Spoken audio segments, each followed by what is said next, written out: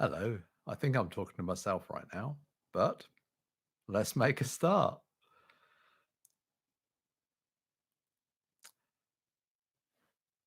Hello there. So let's make a start now that somebody's actually here. So today I'm going to read from the classic Warlock of Firetop Mountain, published in 1982, long, long ago. So let's dig in and see where this takes us. It begins. How to fight creatures of the underworld. Before embarking on your adventure, you must first determine your own strengths and weaknesses. You have in your possession a sword, a shield, together with a rucksack containing provisions, food and drink, in case you didn't know what provisions were, for the trip. You have been preparing for your quest by training yourself in swordplay and exercising vigorously to build up your stamina. Well, that sounds good. Sounds promising. To see how effective your preparations have been, you must use the dice. And I have some dice right here. And these are special dice, actually. These are none other than, if I hold them perhaps close to the camera, you can see. These are special grog meat dice, which bring extra luck, I understand. So, to see how effective your preparation has been, you must roll the dice to determine your initial skill and stamina scores. 2 stats. On pages 18 to 19, there is an adventure sheet which you must use to record the details of your adventure. On it, you will find boxes for recording your skill and stamina scores. You are advised to either record your scores on the adventure sheet in pencil or make photocopies of the page to use in future adventures. Okay. Or I could just scribble in the book. That's probably what most people did. Or a scrap of paper. Skill, stamina, and luck. Now, I figure I'm just going to read through this and we'll see where it goes. So, roll one die.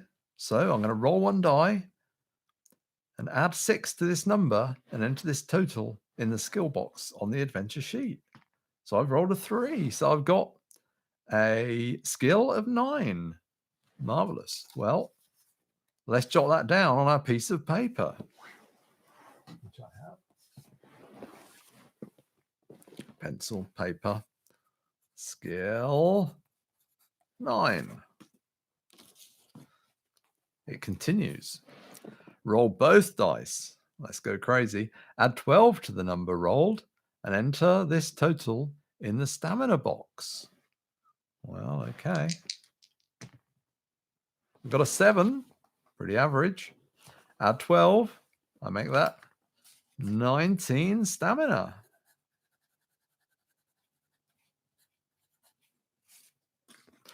So, I want to say this is just a test session to see how the streaming works. On future sessions, what I'm looking to do is to use much the same mode, but read through some old role-playing game manuals, starting with White Box D&D, maybe looking at Moldvay, looking at original Call of Cthulhu, things like that. But for today, let's just press on with this and see how long it takes for me to die. There is also a luck box. Luck. Okay. So I guess we're getting a bit of D&D here and a bit of Tunnels and Trolls and maybe Call of Cthulhu with the Tunnels and Trolls and luck. Roll one die. Add 6 to this number and enter this total in the luck box. Well, let's see how we go here. Oh, that is a 6. Okay. Ever lucky. So that's a luck of 12. Did I do that right? It was add 6, right? Yeah. For reasons that will be explained below, skill, stamina, and luck scores change constantly during an adventure. You must keep an accurate record of these scores, and for this reason, you are advised either to write small in the boxes or to keep an eraser handy. but never rub out your initial scores. Although you may be awarded additional skill, stamina, and luck points, these totals may never exceed your initial scores, except on very rare occasions when you will be instructed on a particular page. Your skill reflects your swordsmanship and general fighting expertise. The higher, the better. Your stamina score reflects your general constitution and your will to survive, your determination and overall fitness. Quite a lot wrapped up in stamina, I feel. The higher your stamina score, the longer you will be able to survive. Your luck score indicates how naturally lucky a person you are. Luck and magic are facts of life in the fantasy kingdom you're about to explore. All right. You will often come across pages in the book which instruct you to fight a creature of some sort. An option to flee may be given, but if not, you can only really do the things on the page, so, you have to go with it. But if not, or if you choose to attack the creature anyway, you must resolve the battle as described below. First, roll the creature's skill and stamina scores in the first vacant monster encounter box on your adventure sheet. The scores for each creature are given in the book each time you have an encounter. The sequence of combat is then 1. Roll 2 dice, once for the creature. Add its skill score. This total is the creature's attack strength. Roll 2 dice, once for yourself. Add the number rolled to your current skill score. This total is your attack strength. If your attack strength is higher than that of the creature, you have wounded it. Proceed to step 4. If the creature's attack strength is higher than yours, it has wounded you. Proceed to step 5. So pretty straightforward so far. If both attack strength totals are the same, you have avoided each other's blows. Start the next attack round from step 1 above. So we get a bit of whiff factor there if you have a draw. I mean, it's fine. It's not going to happen very often. You have step 4. You have wounded the creature, so subtract 2 points from its stamina score. You may use your luck here to do additional damage. See over in brackets. Step 5, that was an alternate outcome. The creature has wounded you. Subtract 2 points from your own stamina score. So they hit you, you hit them, you do 2 points of damage. Nice and straightforward. You may use, you may use luck at this stage. Again, see over.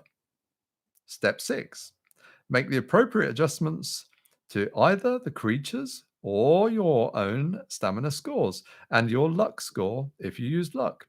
See over. We get a lot of see over. All right. Step 7, begin the next attack round, steps 1 to 6.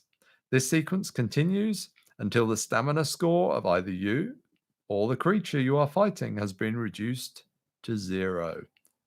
Death in brackets. Okay. So we get a few pages of instructions here. But I feel, should we just dig in?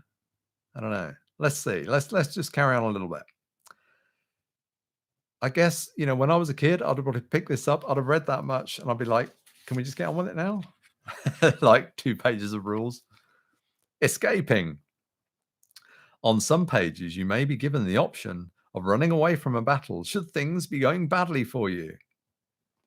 However, if you do run away, the creature automatically gets in 1 wound on you. Subtract 2 stamina points as you flee.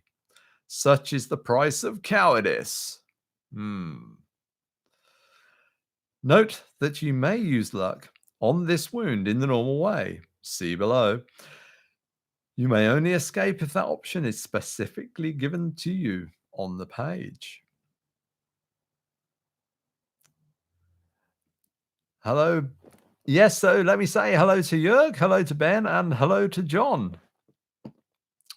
But let's move on. Fighting more than one creature. Madness. If you come across more than one creature in a particular encounter, the instructions on that page will tell you how to handle the battle. Sometimes you will treat them as a single monster. Sometimes you will fight them each one in turn, because they just kind of line up for you. Luck. At various times during your adventure, either in battles or when you come across situations in which you could either be lucky or unlucky, details of these are given on the pages themselves. You may call on your luck to make the outcome more favorable. But beware. Using luck is a risky business, and if you are unlucky, the results could be disastrous. The procedure for using your luck is as follows. Roll 2 dice. If the number rolled is equal to or less than your current luck score, you have been lucky. Hurrah! And the result will go in your favor. If the number rolled is higher than your current luck score, you have been unlucky and you will be penalized. This procedure is known as testing your luck. Each time you test your luck, you must subtract 1 point from your current luck score. Thus, you will soon realize that the more you rely on your luck, the more risky this will become. I can't help thinking this must have been buried in my subconscious somewhere and came out in Call of Cthulhu with all the rolling your luck deal. Using luck in battles. On certain pages of the book, you will be told to test your luck, and you will be told the consequences of your being lucky or unlucky. However, in battles, you always have the option of using your luck either to inflict a more serious wound on a creature you will have just wounded, or to minimize the effects of a wound the creature has just inflicted on you. If you have just wounded the creature, you may test your luck as described above. If you are lucky, you have inflicted a severe wound and may subtract an extra 2 points from the creature's stamina score. However, if you are unlucky, the wound is a mere graze, and you must restore 1 point to the creature's stamina. So we're taking a bit of a gamble there. That seems fair. A bit more. It's always good having like some decision making on the player's part, isn't it? And then we get an IE. Instead of scoring the normal 2 points of damage, you now just scored 1. It's very clear, isn't it? They communicate it all very thoroughly. Next paragraph. If the creature has just wounded you, you may test your luck to try to minimize the wound. If you are lucky, you have just managed to avoid the full damage of the blow. Restore 1 point of stamina, i.e., instead of doing 2 points of damage, it is only done 1. If you are unlucky, you have taken a more serious blow. Subtract 1 extra stamina. Uh-oh.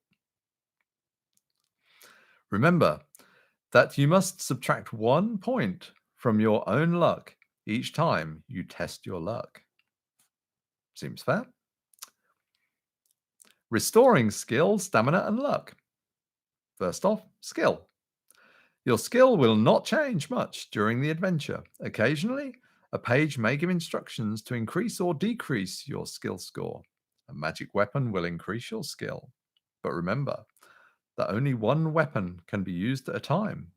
You cannot claim 2 skill bonuses for carrying 2 magic swords. Oh. Your skill score can never exceed its initial value unless specifically instructed. Drinking the potion of skill, see later, will restore your skill to its initial level at any time. Cool. Stamina and provisions. Your stamina score will change a lot during your adventure as you fight monsters and undertake arduous tasks. As you near your goal, your stamina may be dangerously low and battles be particularly risky, so be careful. Your haversack, I love that it's a haversack, contains enough provisions for 10 meals. What is a haversack? Is it just like a rucksack? Is it just another term? I mean, I get that it's just a bag you carry, right? But it's one of those words I've heard and Not really sure what a haversack is. It's a bag. So your haversack contains enough provisions for 10 meals. That seems quite a lot. I mean, I guess, I can see logistically it makes sense, but enough food for 10 days, that's quite a bit. Oh, not 10 days, 3 days, I guess, depending if you're a hobbit. You may rest and eat only when, no, you may rest and eat only when allowed by instructions on a page. And you may eat only one meal at a time. Eating a meal restores 4 stamina points. When you eat a meal, add 4 points of stamina score and deduct 1 from your provisions. All very straightforward. A separate provisions remaining box is provided on the adventure sheet for recording details of provisions. Remember that you have a long way to go, so use your provisions wisely. Don't eat your lunch at 10 o'clock. That's the message. Remember also that your stamina score may never exceed its initial value unless specifically instructed on a page. I feel like we get this quite a lot, but I guess it's important stuff. Drinking the potion of strength, see later, will restore your stamina to its initial level at any time. All right. We got one more paragraph of instructions here, one more paragraph of rules. Then we get a bit on equipment and potions and hints on play. But I think we'll just get, and rumors. So luck. Additions to your luck score are awarded through the adventure when you have been particularly lucky. So the luckier you are, the more luck you get. I don't know. Details are given on the pages of the book. Remember that. As with skill and stamina, your luck score may never exceed its initial value unless specifically instructed on a page. Drinking the potion of fortune, see later, will restore your luck to its initial value at any time and increase your initial luck by 1 point. Ooh, that sounds good. So basically what I'm doing today, I'm just going to keep throwing this in there for new people who come in, is just reading through some of Warlock of Firetop Mountain to test out the streaming. And another day we'll go on to other old role-playing game books. So equipment and potions. We're almost at the start of the adventure now. I mean, if this were D&D, this is the equivalent of reading like the whole of the player's handbook before you even start playing. But anyway, I mean, who did that? You will start your adventure with a bare minimum of equipment. You will find many other items during your travels. That's what we like. That's what we're going for, right? You are armed with a sword and are dressed in leather armor. You have a rucksack. In brackets, haversack, backpack. So we're getting that nailed down. Just what is a haversack? It's also a backpack or a rucksack. On your back to hold your provisions, with a capital P, and any treasures you may come across. You also carry a lantern which lights your way. In addition, you may take 1 bottle of a magical potion. Ooh, here's our first choice coming up right now, which will aid you on your quest. You may choose to take a bottle of any of the following: a potion of skill, restores skill points; a potion of strength, restores strength. No, restores stamina points. It's not a stamina potion, though. It's a strength potion. A potion of fortune, restores luck points and adds 1 initial luck. Somebody tell me which one to pick. Okay, let's have some audience interaction here. Your choices are 1 skill, 2 strength, 3 fortune. First person to jump in gets it. Potion of strength. Thank you, Jörg. Potion of strength. Can't go wrong with that. I've already got 12 luck. These potions. Oh, I should write that down on my piece of paper, shouldn't I? Yes. Oh, I've lost my pencil. Okay. So I have a potion of strength. Thanks to Jörg. It's like you're a little spirit coming with me to guide me on my way. Just put my character sheet down there. This is a character. Look at that. That's my character sheet. Can you see that? There's like 4 lines of notes. That's what I call a character sheet. Now you're talking. Each bottle of potion contains enough for 2 measures, i.e., the characteristic may be restored twice during an adventure. Each time it is used, make a note on your adventure sheet. You know what? I'm going to note down that it's got 2 uses. I'm going to draw 2 little boxes next to it. 1 box, 2 box. Got to be organized. Remember also that you may choose one of the 3 potions to take on your trip, so choose wisely. Well, that's not down to me. That's all down to you, Jörg. I hope you chose wisely. Next page, hints on play. Okay, so taking ourselves back to 1982, we've never played this before. What do? There is one true way. Yes, friends, there is one true way. Through the Warlock's dungeon, and it will take you several attempts to find it. It might not. I might find it straight away. Or I might take about 50 goes, but enough of that. Make notes and draw a map as you... What? Draw a map? Okay, make notes and draw a map. This is already starting to feel like schoolwork now, but exciting schoolwork. This map will be invaluable in your future adventures and enable you to progress rapidly through to unexplored sections. This is feeling like D&D now. Not all rooms contain treasure. There are many lessons for life in this book, I feel. Many merely contain traps and creatures, which you will no doubt fall foul of. I think we'll fall foul of.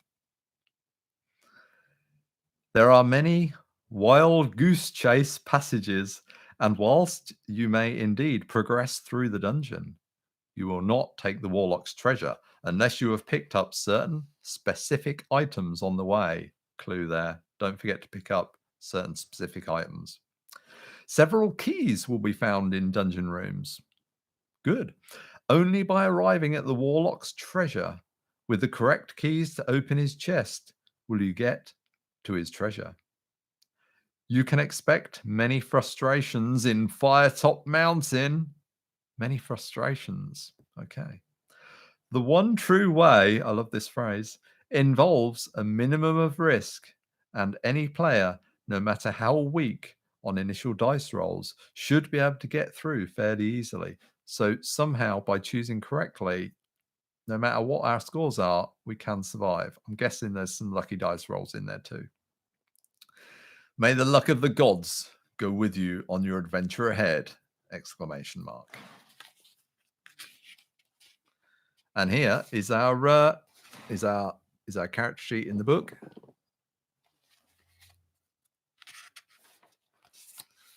Rumors. Okay. Only a foolhardy adventurer, is there any other sort, would embark upon such a perilous quest without first finding out as much as possible about the mountain and its treasures. Basically, any reader should read this bit.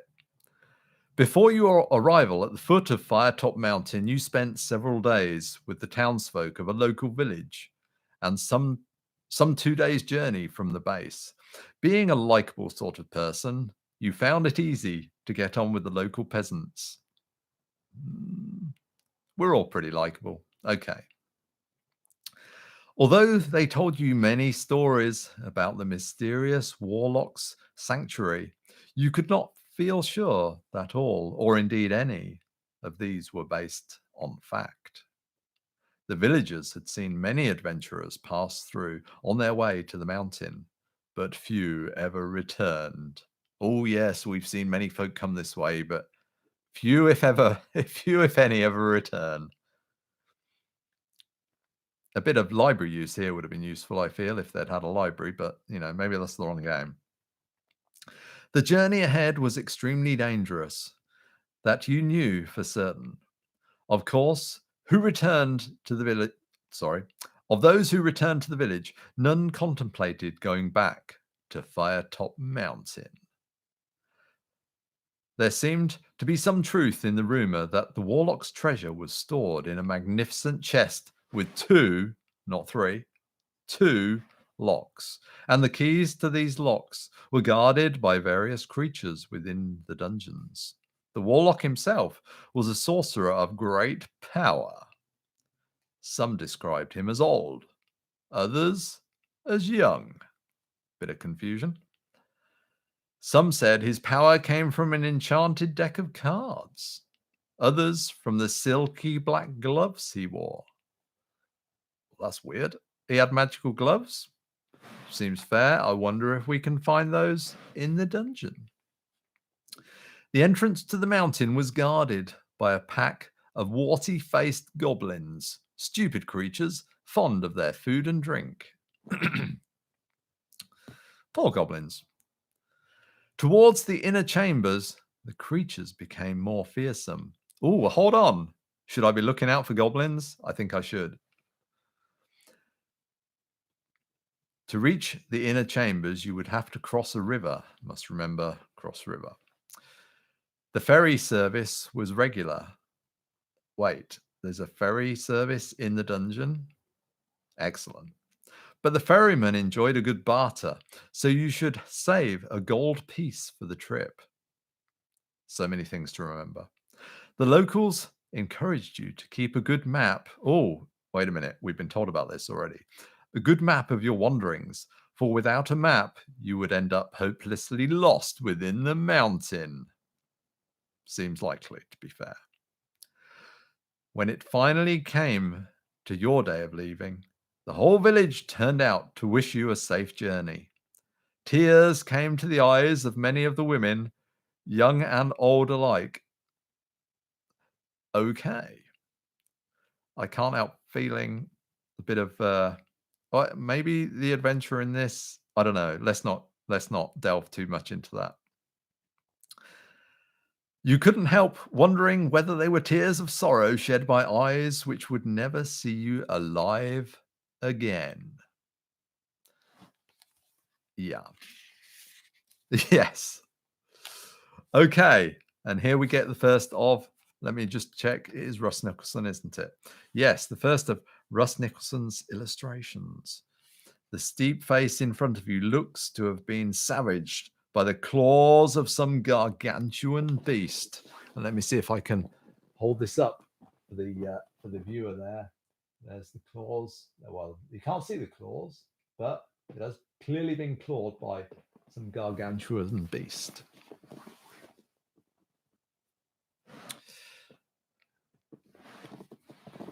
Okay, well, at last. And welcome also to Will. So yeah, so we've got through the player's handbook now. That was like a dozen pages. Actually, yeah, we're on well, confusing. That was page 21. It says now turn over. And now we're on page 1 again.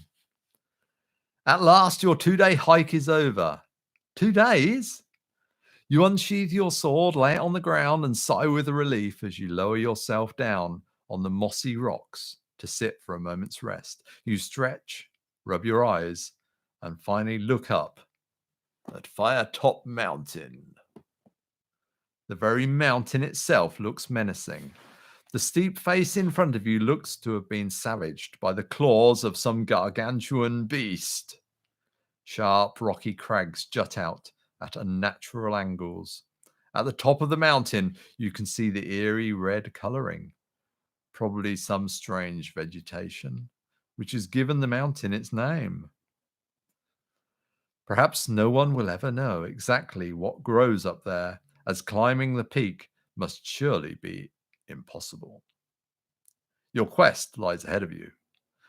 Across the clearing is a dark cave entrance. You pick up your sword. What? I put it down. Get to your feet and consider what dangers may lie ahead of you. But with determination, you thrust the sword home into the scabbard and approach the cave.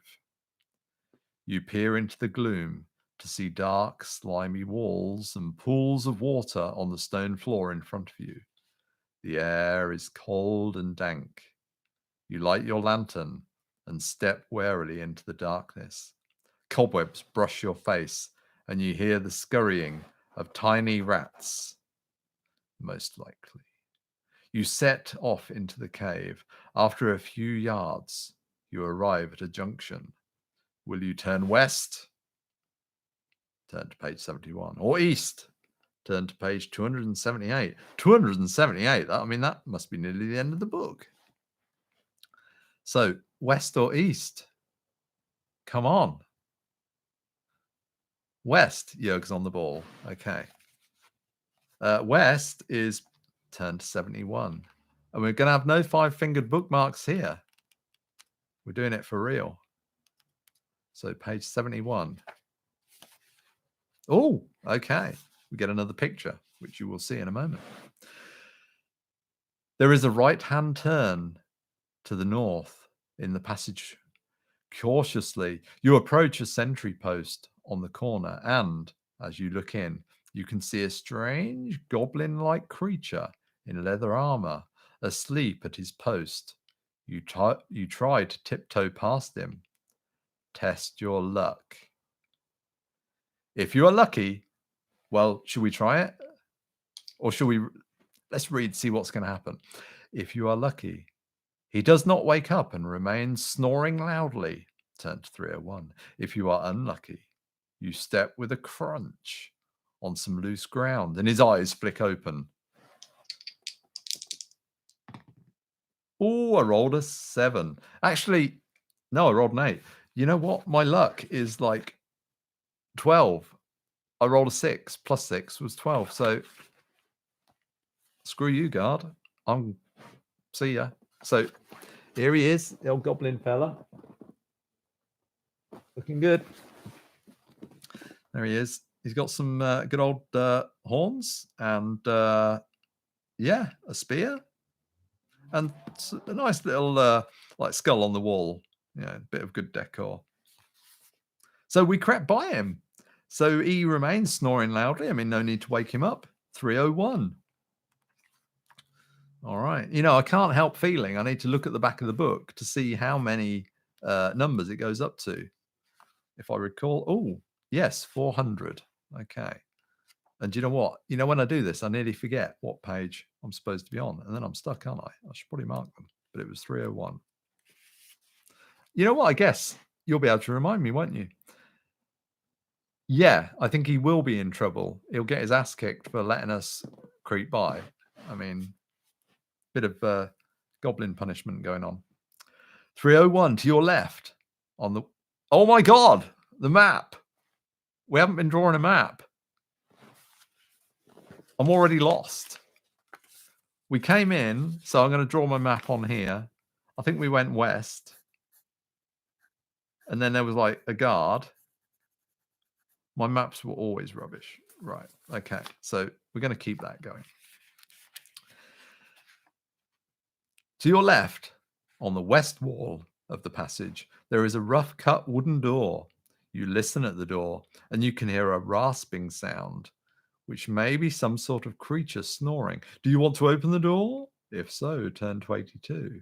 If you wish to press on northward, turn to 208. Ooh. So there's a door, or I could turn northward, which I'm going to decide is that way. I'm going to put that as north. Okay. Do you want to just map along at home? Yep, that's my map for all the good it's going to do me. Press on. Oh, okay. We'll let sleeping dogs lie. Okay, so continue up the corridor, 303. I mean, that's just over the page. We do get a little bit of image there of things that we're not seeing. So 303. Ooh. You arrive at the end of the passage where it meets another going east-west. But an iron portcullis blocks your way and no amount of charging is going to budge it. On the wall to your right are 2 levers. Oh, good. And it seems likely that these levers have something to do with raising the portcullis. Does it?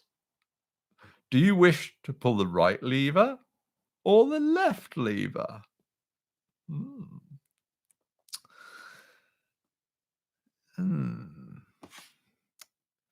Right lever or left lever? I mean, there's no option to like not pull a lever, so we've got to pull a lever. There seems to be a consensus for the right lever. Well, I need to map this on my map. So we went up here, and I'm going to draw a little portcullis. There we go, and then a left and a right, or a east and west. Okay, so right, turn to 128. Oh, we do have another image of the portcullis. Good stuff. So 128. Here we go. I can't help feeling this book keeps cracking every time I open it. You hear a deep rumbling noise, and the ground begins to shudder. Slowly and noisily, the portcullis rises into the ceiling. You may now walk into the junction. Will you turn west, turn to 210, or east? Hurrah! We have avoided certain death, and we are now beyond the both. I can't pull both. East. Okay. Turn to 58. 58. Oh, where are we now? Cautiously, you creep along the passageway. After a short time, it turns sharply to the north, and at the corner, there is a bench of solid wood, and above the bench, a sign reads, "Rest ye here, weary traveler." What? Okay, I mean, here you may stop and eat provisions if you wish, or continue. I mean, oh, well, is it good seeing the pictures? I wish I could kind of display these a little more clearly, but there you go. Rest here, you weary traveler. I mean, this is a dungeon designer who's kind of thought about the adventurers that's going to come in and, you know, the trouble they're going to have. It's kind of nice. It feels like kind of home. Eat, but I haven't like lost any stamina, but I do feel peckish. So I think I'm going to eat one of my provisions because, you know, I'm role playing this, not gaming it. So I'm going to draw 10 little boxes because it was 10 lots of food. And it's probably like a double decker or something. So I've eaten that. And I put the rubbish in my pocket because I don't want to make the place untidy. Take your rubbish home. Okay, so I ate some provisions. If you wish to, turn to page 15.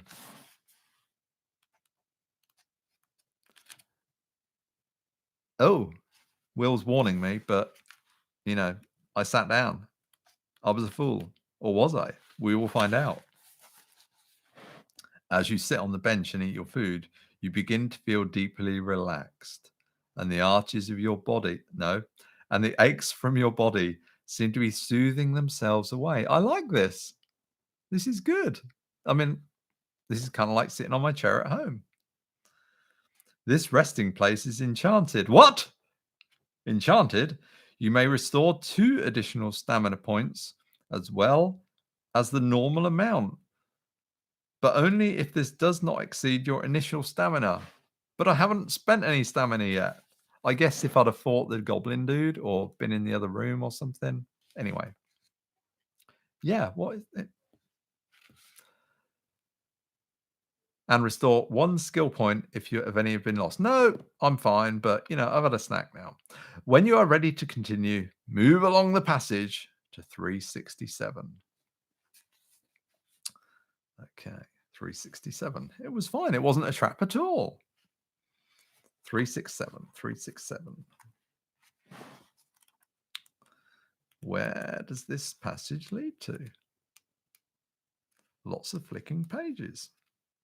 Aha! You arrive at another junction in the passageway. If you would like to turn westward, turn to 235. If you wish to go east, turn to 323. Doesn't tell me how far I've gone, though. Is I've gone 10 feet, 50 feet? I don't know. So I'm just going to have to make it up. And I'm going to have to remember which way we went.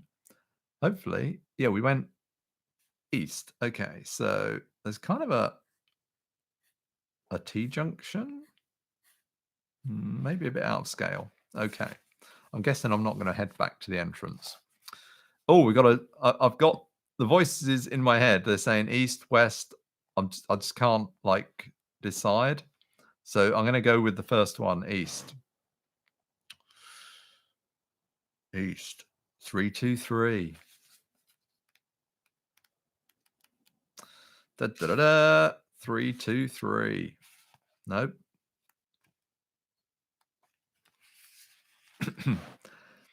After a few meters, you reach another three-way junction. You may either go northward or eastward.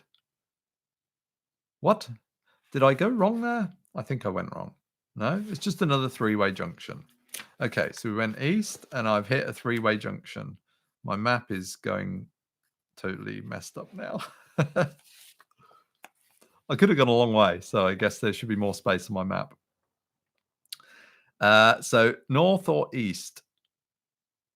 East is good.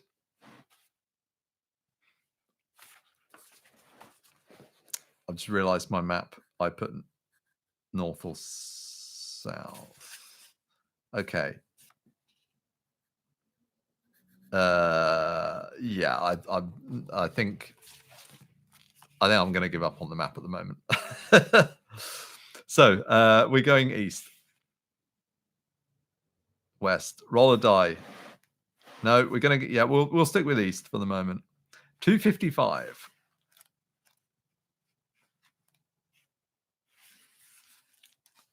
The passageway ends in a sturdy wooden door. Good. I like a door. If you want to try opening it, turn to 193. If you want to go back to the junction and try another route, turn 93. No, let's try and open it. Turn to 193. I've had enough of wandering in corridors. Let's punch something. Or will we? The door opens and you enter a small room. Your eyes widen as you look around to see that the walls of the room are covered in ornate stonework.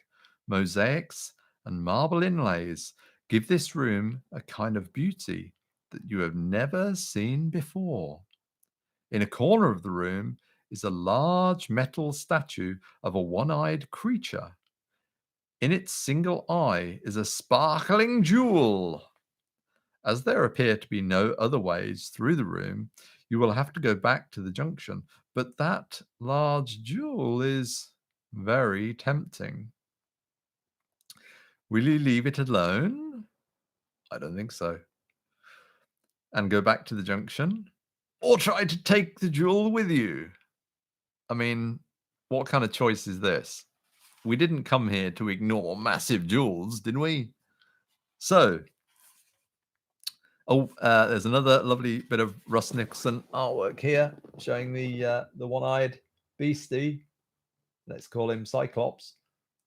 And his jeweled eye. What could go wrong?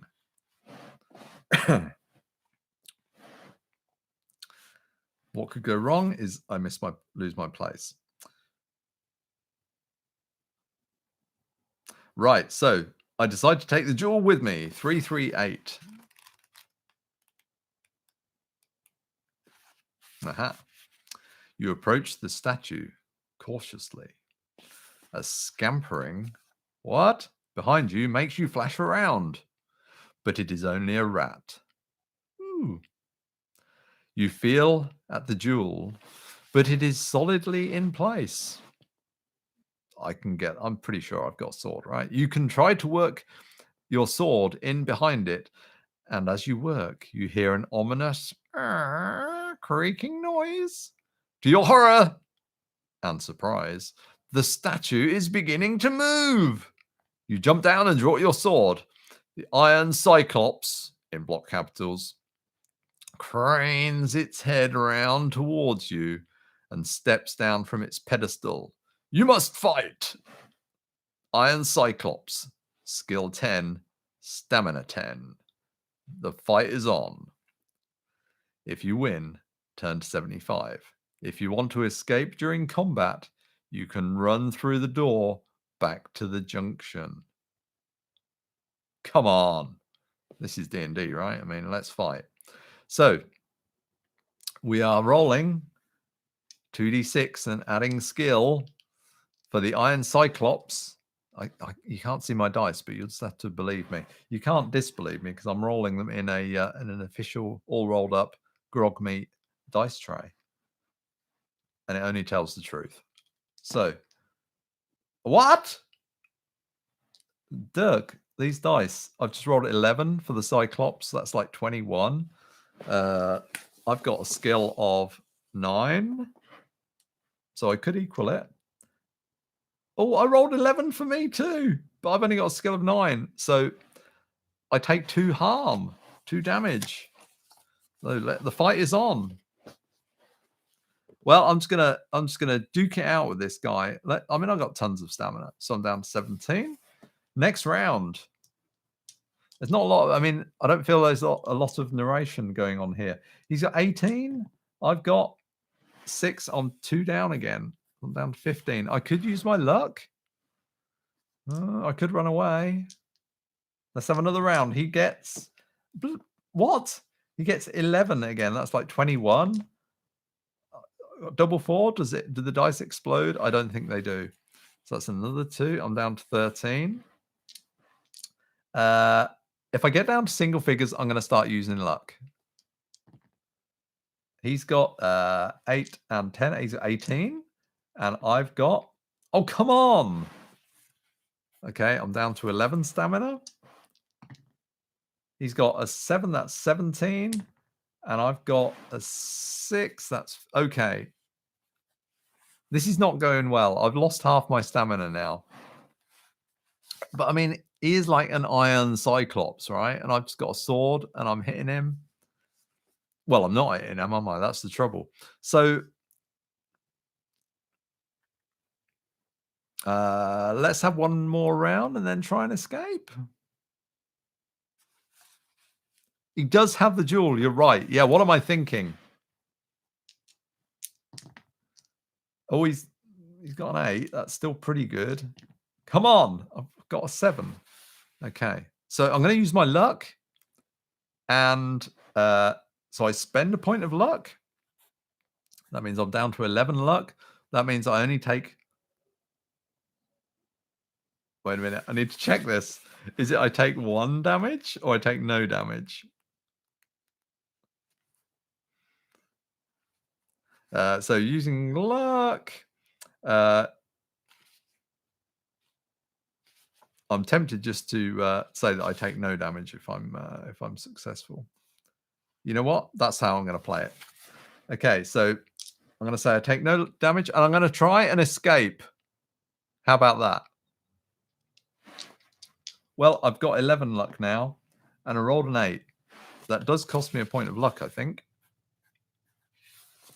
Actually, there is a bit in the book about if you want to escape during combat, you can run through the door back to the junction, turn to 93.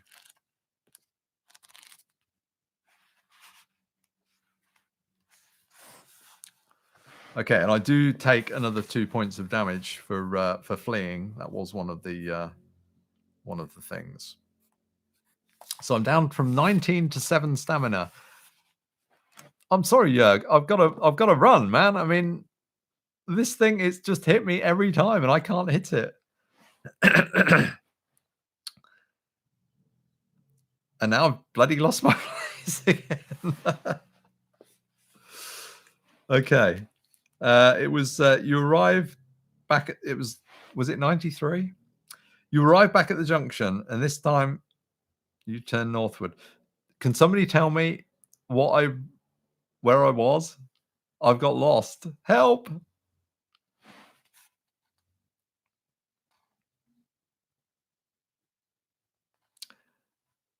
I think it was 93. Let's see where that takes us. You arrive back at the junction, and this time you turn northward. Turn to 8. I may have just skipped a massive chunk because I got confused as to which number I was on. It's reading two things at once, trying to read the comments on the screen and the book. It just, confuses me. The passageway ahead ends in a sturdy door. You listen but hear nothing. You try the handle, it turns, and you enter the room. As you look around, you hear a loud cry behind you and swing around to see a wild man leaping towards you, wielding a large battle axe. He is a mad barbarian, and you must fight him.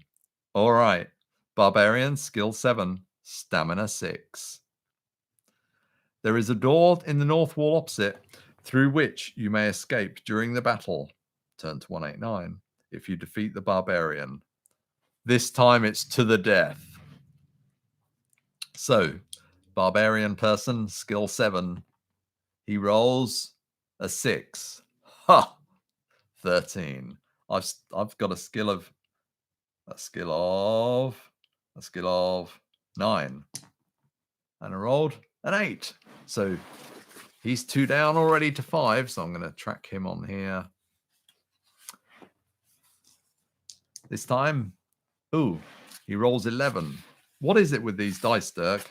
11. That means he's got 18. I've got a 7.